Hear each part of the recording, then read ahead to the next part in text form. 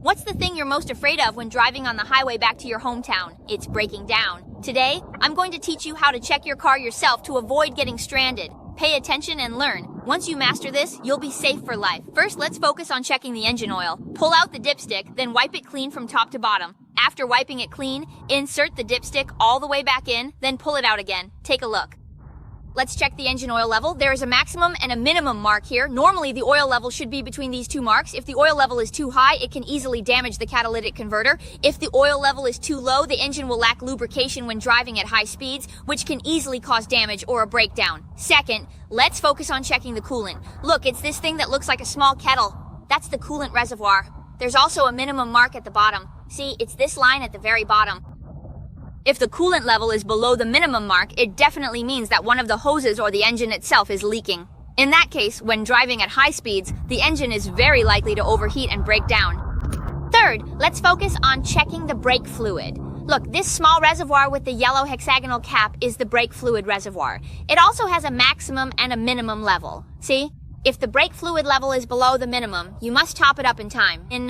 Otherwise, when we're driving at high speeds, the brakes can easily fail. Fourth, let's focus on checking the belt. First, check if there are any obvious cracks or signs of aging on the belt. Second, reach in and try to rotate the belt to check its tension. If the belt can be rotated exactly 90 degrees, that means the tension is normal. If it can't reach 90 degrees, the belt is too tight and could damage the bearings. If it easily rotates past 90 degrees, then the belt is too loose.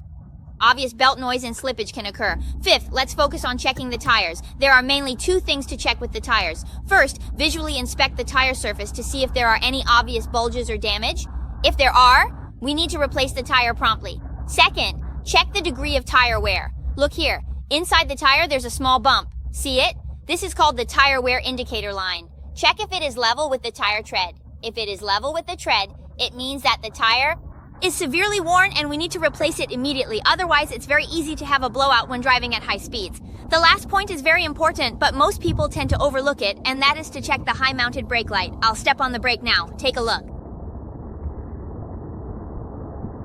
Did you see that? Normally, when I step on the brake, it lights up. So before we drive on the highway, we must check whether it's working properly. If it doesn't light up, it's very easy for us to get rear-ended by a big truck, which is very dangerous. So, have you learned it now? Actually, there are a lot of things that you aren't unable to do. You just don't know about them yet. If you want to see me fix something else, leave a comment below.